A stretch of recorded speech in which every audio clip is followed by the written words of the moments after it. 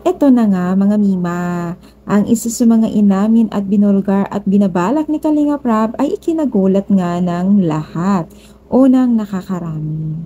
So alam na ito mga latest update o nakaka-update po sa Team Kalingap, no?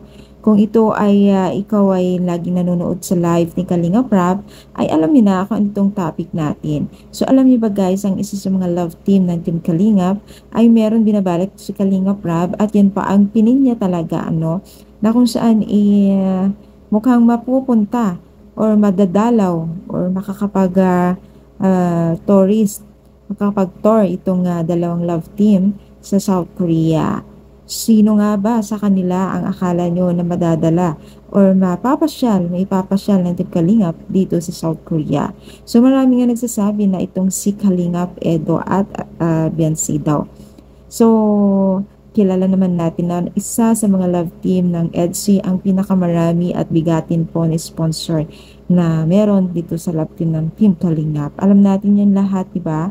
Sa mga past video pa lang at past occasion pa lang, talaga nakikita natin na meron talagang mga bigatin na sponsor ang EDC. Alam natin yan, mga Mima, di ba?